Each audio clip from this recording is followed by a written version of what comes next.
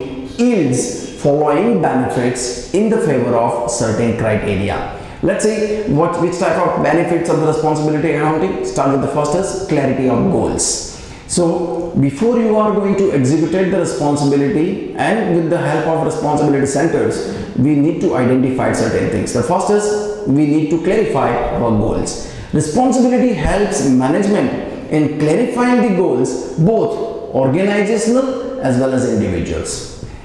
It's very clear. Sometimes when you are actually trying to push it down the work on the employees are always having a certain amount of arguments that you are always thinking about the organization, but you are never thinking about the employees and the people who are working in the organization. So when you are designing the goal, it is always a dual planning, dual goal designing. That one is organizational planning and goals as well as the individuals. As the responsibility accounting tends to develop various units of the organization and thereby assign the authority of responsibility. So this is another part of the consent requirement. It simply makes the objective of the organization very clear what it is trying to achieve, at the same time also divulge the individual objectives, as the managers are responsible for their center's activity. That means the managers are always responsible for their activity, but they need to identify what the individual objectives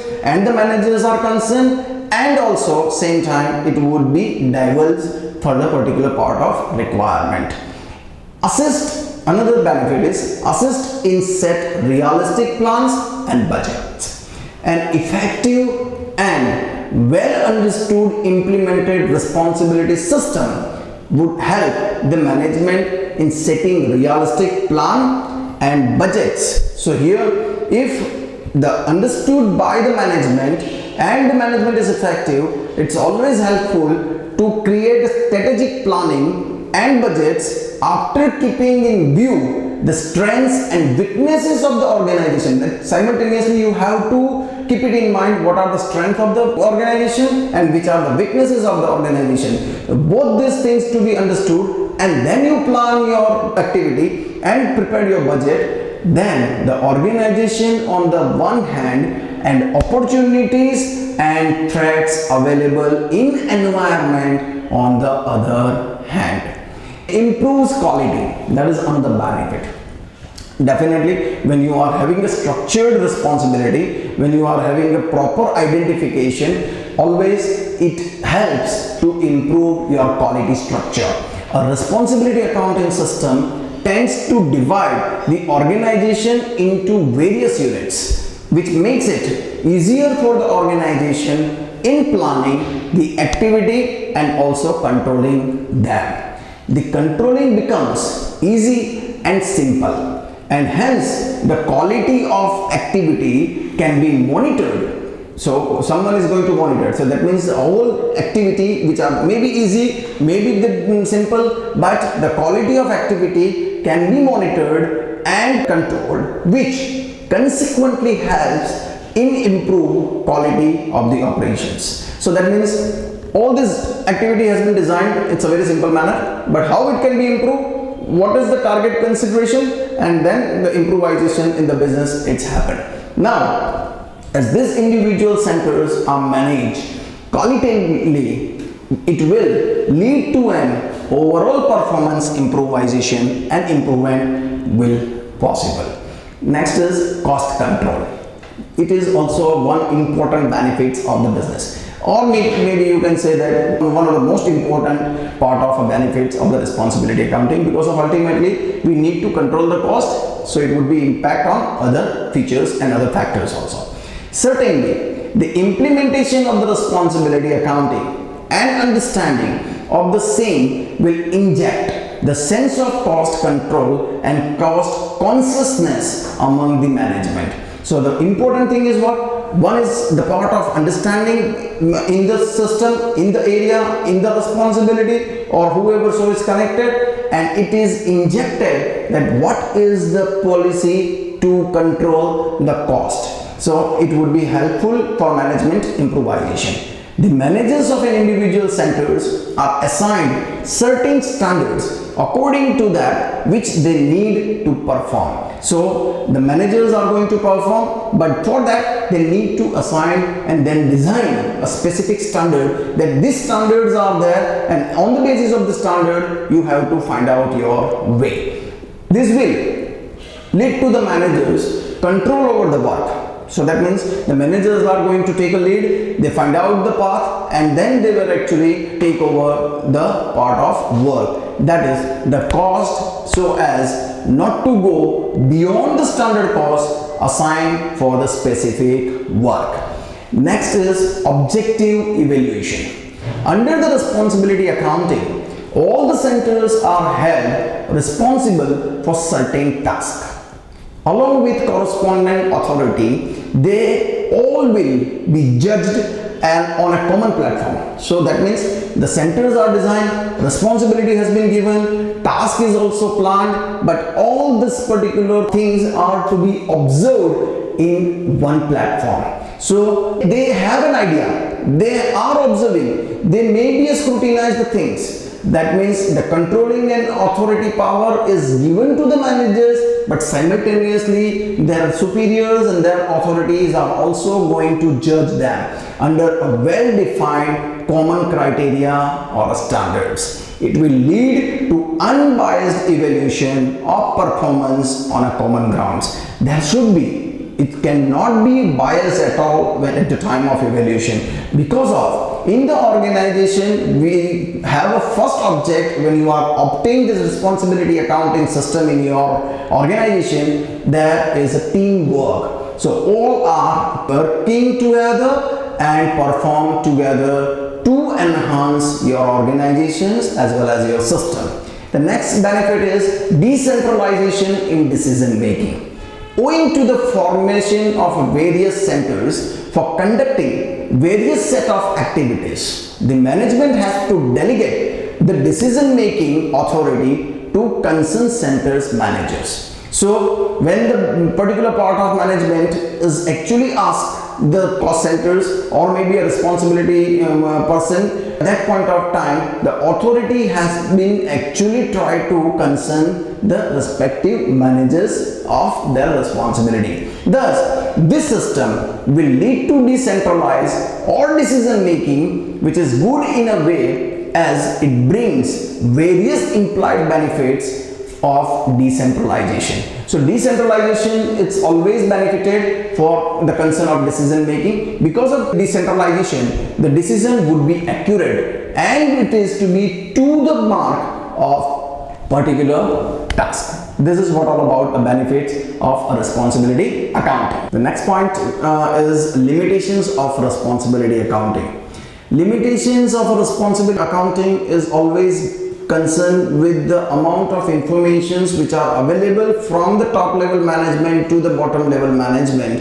If there are some leaking, if there are some errors, if it is not relevant, then the limitations are beginning, and then the failure ratio would be possible according to the many part of the functions. As we started with this first point, that is failure of support of a top management. It means when you are functioning, when the managers are supposed to be try to resolve the responsibility, efficiency of the responsibility accounting majorly system depends on the support of the top level management. In that sense, if the top level managements are not supportive or not cooperative, maybe it create reverse effect or maybe adverse effect for the taking a responsibility resolution.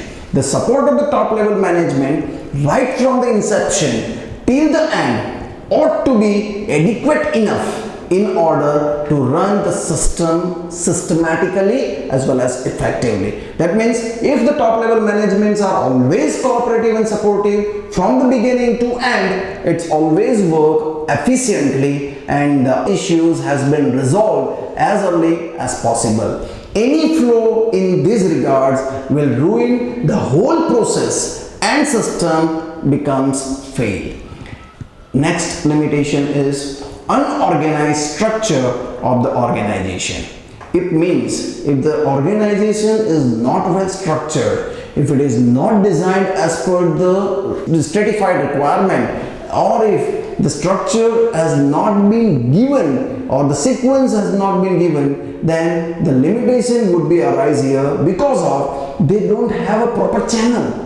The work may not be identified, as well it is not to be passed in a systematic way, and then work has been collapsed. There should be a balance in the delegation of authority as well as the responsibility. That means who is the top management, who is in a middle level management, who is in a lower level management, who is going to design a responsibility, who will charge of responsibility, who is taking the work for the responsibility. So all these things has to be designed systematically, and then it passes to the sequence. I think so then it limitation would be avoided. But then they have to be kept very clearly. The unorganized structure should not be there. If the organization structure is not proper and has certain imbalance, then it will lead in the implementation of the system and will lead to imbalance. Next limitation is unrealistic goals. Goal has to be designed by the organization which is to be realistic. It means if any unrealistic goals has been designed, which may be possible, but the possibilities with the enough resources, that means if the resources are not available in the organization, then also the goal will be unrealistic. Here, the targets fixed by the management needs to be realistic and within reach. That means the targets which are matched with the particular responsibility has been very clear, easily resolve that things and find out the path very clear. If the goals fixed by the top management are hard to achieve, then it will demoralize. So the demoralize, it's very clear, demoralize the employees, and result will be a failure. It happens. Suppose if the one company has designed that we are supposed to be manufacturing a product. Here we are manufacturing a product at the current capacity is 80%, which are 10,000 units per day. Now we want to increase from 10,000 units to 20,000 units daily, and for that you need to manufacture on a daily basis double set, which may be a different task, which may be a different consideration. The authority may be designed, authority may be already provide a responsibility to the lower level management, but which is possible. There are possibility of infrastructures available for the employee, which you are providing a certain other resources to the employee. Is it okay? This is not a hard decision, and then it is maybe possible. But if all the things are in a negative concern, then it definitely fail. So thus, in order to implement this system effectively, the management should set realistic goals. Next limitation is defective reporting system. Along with the effective responsibility accounting system, in practice, the reporting system should be complementary enough to provide the finishing touch to the system. It means that if it is not providing a systematic work to understand, and if the finalizing clearance for finishing task, then it would be a reverse impact. Any defects in the reporting will have adverse impact on the organization, and the functioning will be disturbed. Next limitation is impact of behavioral aspects. Responsibility centers are created, and the managers or personnel are given respective responsibility and authority. As I already mentioned earlier, the part of introduction and meaning, that whenever the person who is tried to resolve the responsibility and who is in charge of the responsibility should be given authority as well as power and delegates. So that means the person who is tried to resolve these things without authority or without responsibility, it may not be enough to fulfill. It is almost or important for the manager to study the behavioral aspects before assigning the responsibility and authority. That means when you assign the work, you need to understand that whether this person is capable, how to behave with the employees, how to behave with the managements, what type of ideology in his mind, what type of work he try to resolve it, how to get all the resources and try to resolve these things. So first, the person, before you are giving the responsibility, you need to understand their behavior, and then according to that behavior we can offer the certain tasks to the responsible person. If the proper tasks are not assigned, that means the behavioral aspects and the impact is different and the task is different. If both are not match each other, then what would be happen in case of that? To the right person, in consideration with the behavioral aspects, it would be eventually discourage them and all achievements of the objectives will become difficult. So here the impact of behavioral aspects may be a reverse impact for the same case. So here it's all about a part of the concern of limitations of a responsibility accounting. Moving next point, that is responsibility centers. A small organization or a firm can be managed by an individual or a small group of a people.